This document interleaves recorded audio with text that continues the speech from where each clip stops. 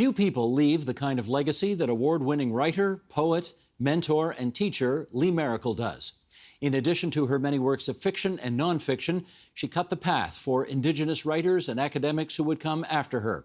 She stood up to the Canadian literary establishment to get her first book published in the mid-1970s and never after shied away from exposing the grievous treatment of Indigenous people in this country. Her last novel was called Celia's Song. With us now to remember Lee Maracle, who died last month, we're joined in Sudbury, Ontario, by author and journalist Waubgeshig Rice. His latest novel was called Moon of the Crusted Snow, and a sequel is currently in the works. And here in Ontario's capital city, Tanya Talaga, author of Seven Fallen Feathers, which won the RBC Taylor Prize, and most recently, All Our Relations, which she delivered as the 2018 Massey Lectures. She's a columnist at the Globe and Mail. And playwright, novelist, journalist, and television scriptwriter Drew Hayden Taylor. His 35th book, a novel called Chasing Painted Horses, was just published this fall. You know, I better do a fact check on that. Are you working on 35 now, Drew, or was that number 35?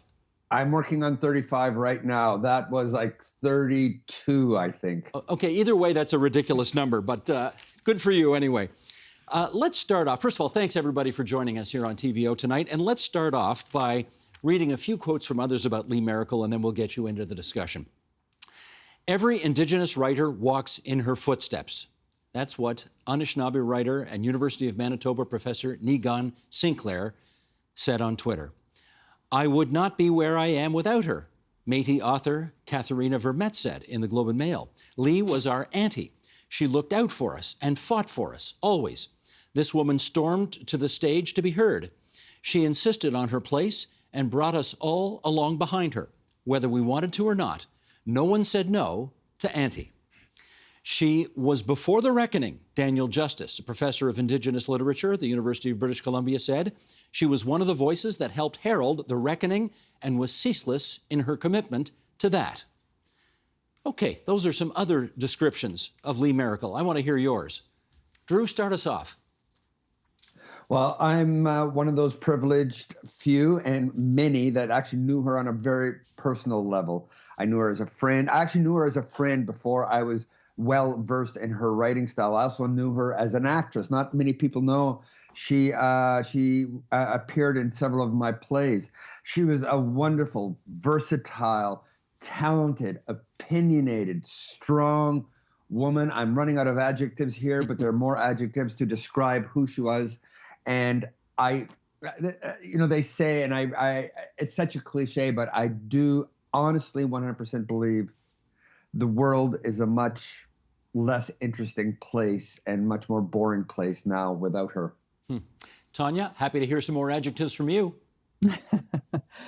Well, I think the most important one is that Lee was my friend. And it was unbelievably upsetting to hear of her passing, knowing what she's done for so many of us, so many Indigenous writers, so many women, Indigenous women, authors. She, as Katrina said, she stormed the stage. She blew open the doors for us. And as Daniel said as well, it was before the reckoning, before people really understood. You know, she was a force of nature. She could just, the power of her words. I mean, if you've ever seen her speak, if you've ever seen her take on a question from somebody at the end of a speech, when someone asks something mildly racist, because we get that all the time as an Indigenous author, and you're standing, on a stage and someone asks something or says something, and she could bring someone down like nobody's business, but do it in a really thoughtful, smart, strong-handed way.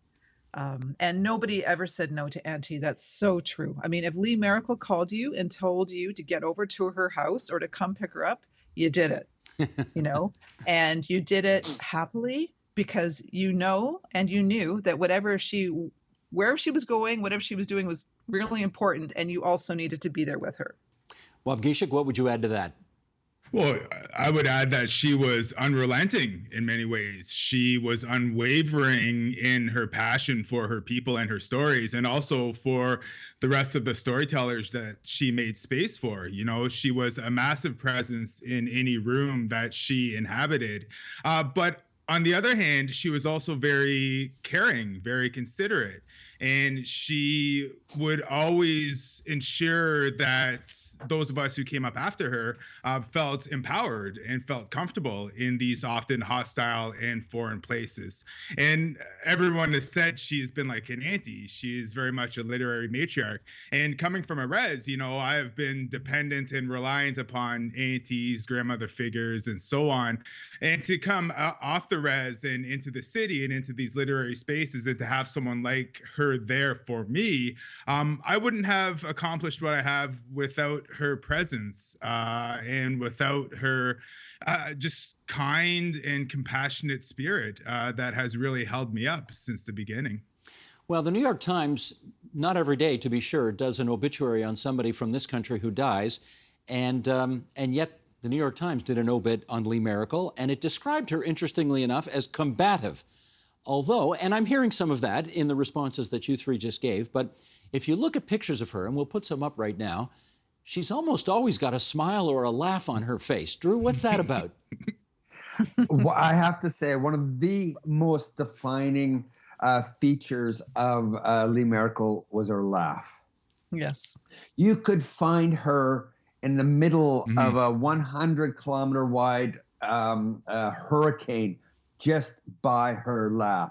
She was quick to laugh. She was eager to laugh. She loved the world. She loved humor. She loved everything that was amusing, which did not take away from the fact that she also was very much aware and very critical and very responsive to all the negative things in the world too. But when I think of Lee, I think of that laugh, which would cut through cinder blocks, and just it's almost like a calling to her. Tanya, I think we need to understand that better, because how can somebody who had so many doors slammed in her face and had so much adversity to have to deal with be so apparently happy and laughing at the joy of the world at the same time? It was her strength of spirit. You know, she really was strong in who she was as a woman, who she was as a Stolo woman, where she was from. She was grounded in place, grounded in the land, and she was grounded in her language, you know, all of her relations. And she had a wide net of family and friends and everybody who loved her and held her close and whom she held up. As Wab was saying, she always made you feel welcome. She always included you, and she never cut anybody down for she never gossiped. She didn't believe in gossip. She never said bad things about anyone. Really, she didn't.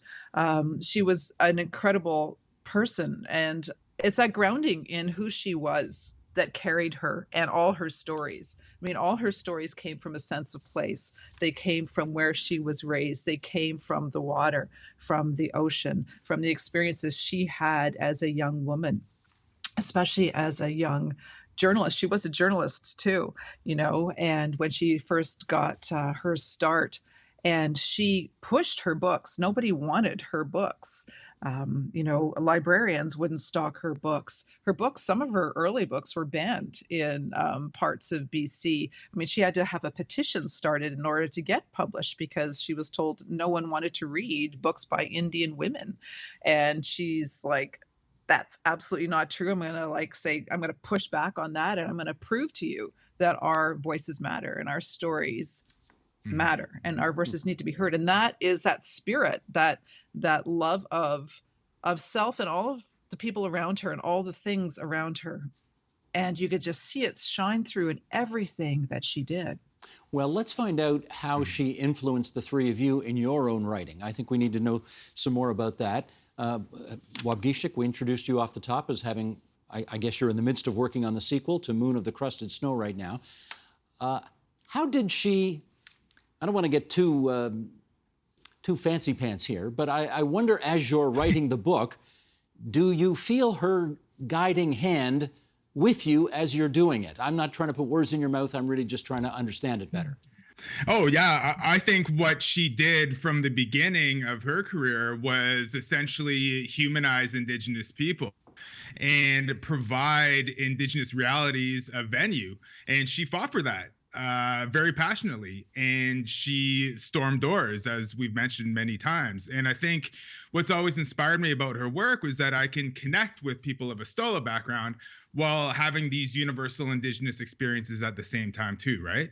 So for me, working as a journalist before, I had great opportunities to convey the realities and experiences of real life people, but I always felt like there was some context that I needed to get to that fiction really provided the opportunity for. And I was inspired by reading Lee Maracle's work in doing that.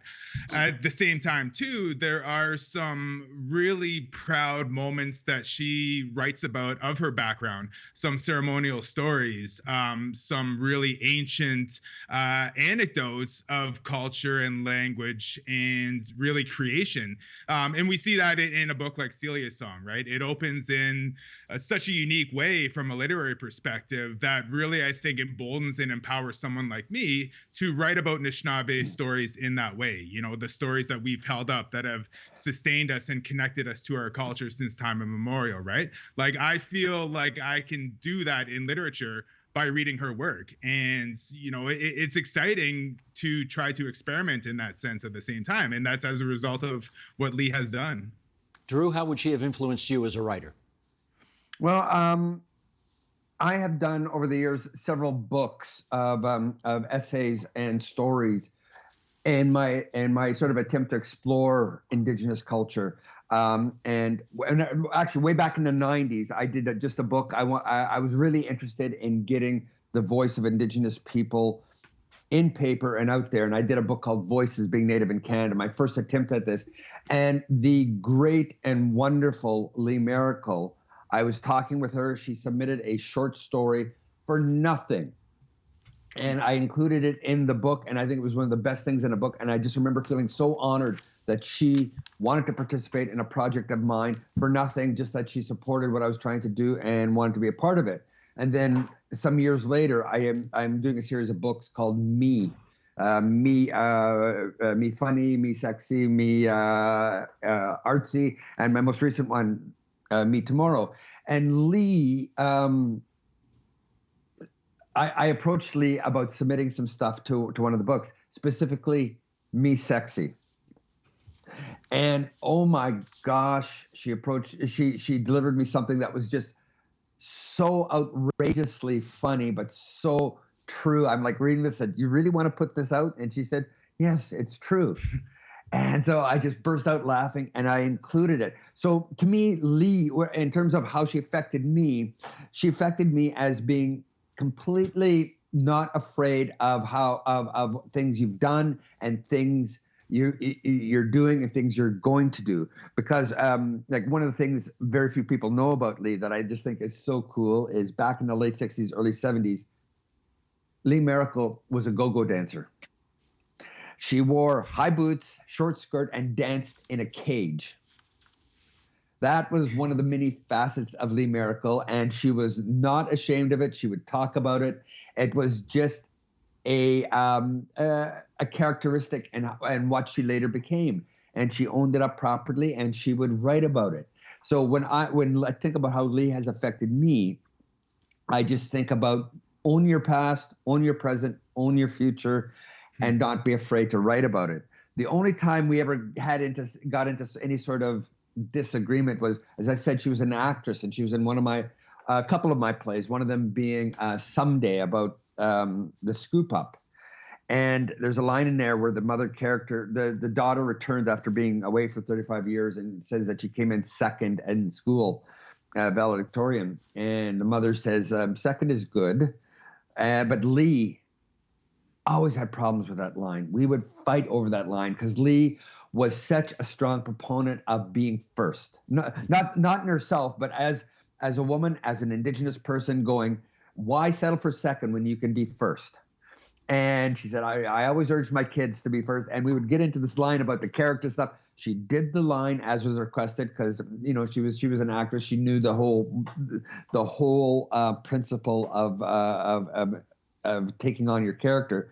But every time she was in that play, she was in the play about 3 times, I think, and we always had long discussions over a single line. Second is good. But she ultimately yielded to you on that. Yes, she was a professional. Above all, Lee Maracle was a professional. Gotcha.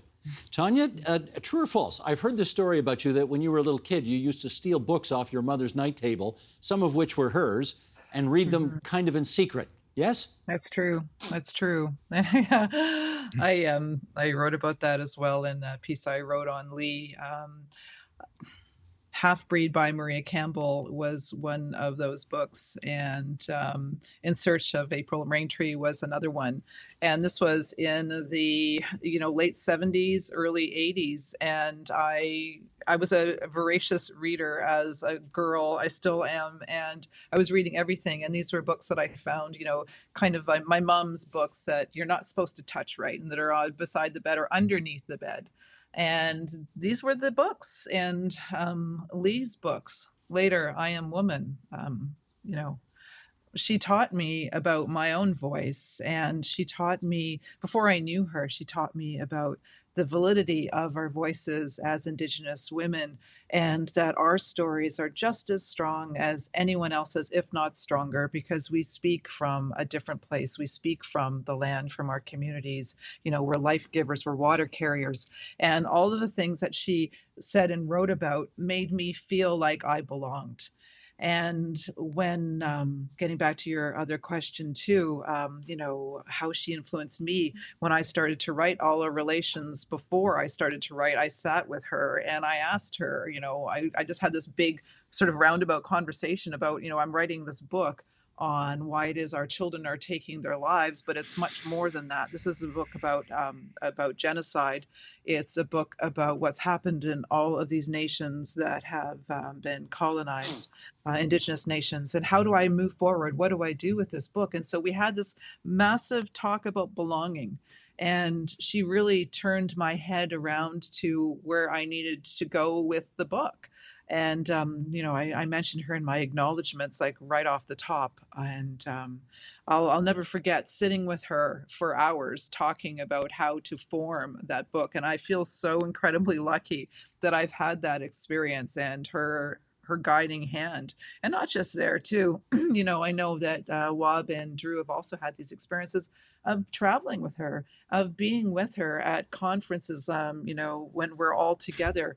And the lessons that she gave me then, from hours in the car or just sitting with her and, telling me not to take any crap and to make sure I take care of myself. And she was like, "Where's your medallion?" She goes, "You're hearing," like one of the things she said to me, "So you're hearing so many stories." And as a journalist too, and as a person who writes and speaks about all of these things, she goes, "You need to be wearing a medallion on you all the time, right here.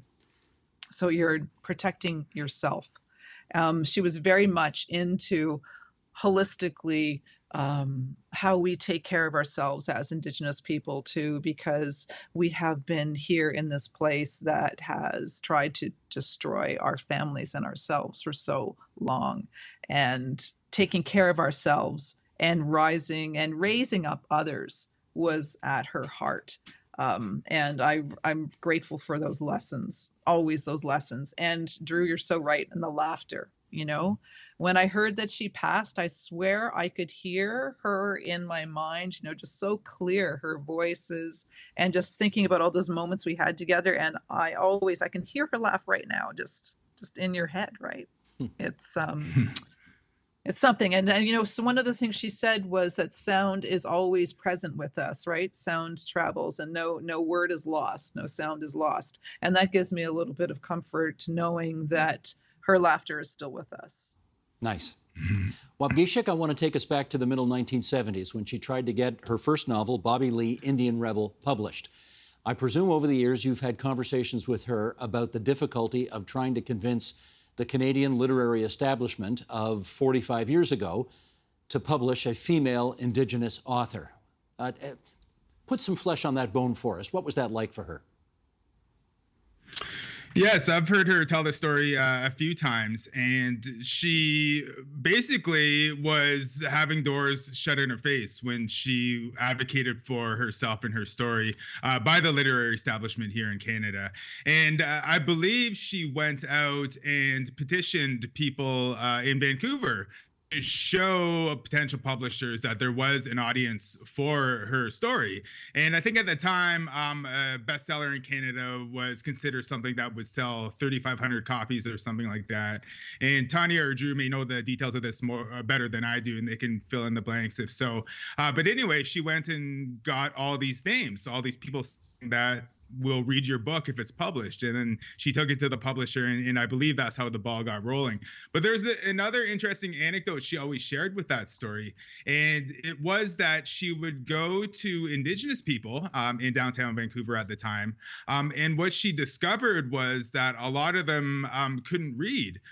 Despite being adults, despite being in Canada, they didn't receive proper education while in residential school. So she was sort of unpacking these truths about our history while trying to chart her own literary course, right? And that's just sort of the revolutionary way that she approached not just her own path and her own stories, but also uncovering the ugly realities of this country by exposing what exactly it has done to, her fellow Indigenous people. And then there's another story about how she basically took to the stage at the Vancouver Writers Festival. I believe that was sometime in the late 80s, because they hadn't actually invited her to share her most recent book there, right? So it was very much claiming her space, and as a result, people like us can take up that space nowadays. Well, Drew, let me get you to comment on a comment that she made a couple of years ago when talking about this time of her life.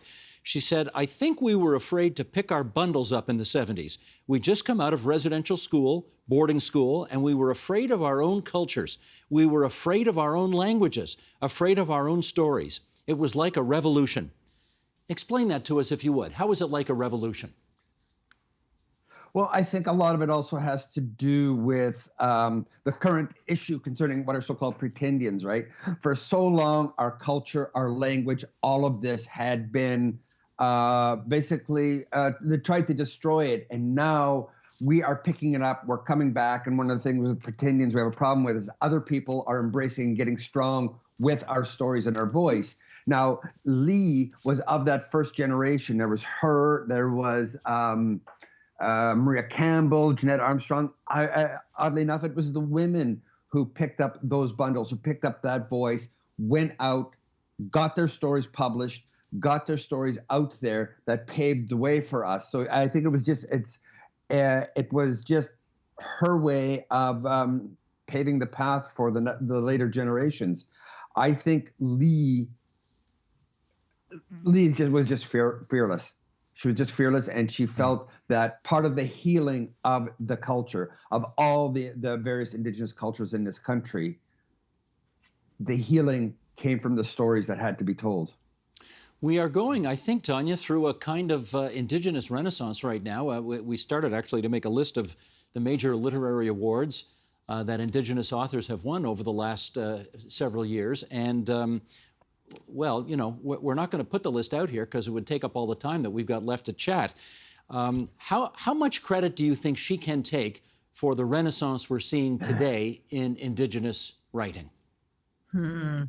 I appreciate that question. I'm going to say to you that it is not a renaissance. We've always been here, and people are just listening now to our stories. I think that's what she would probably answer to that as well. That's a better way to put it. You're right. Yeah.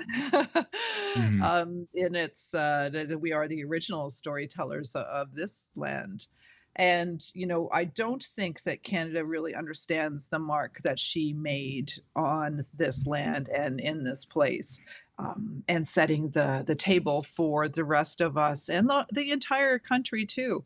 I mean, she sets out to try and explain to Canadians in conversations with Canadians, her book that she did a couple of years ago, all the questions that people are always asking her and always asking all of us, questions about labor law, segregation, questions about assimilation, questions about why has this happened in this land? How could this possibly happen?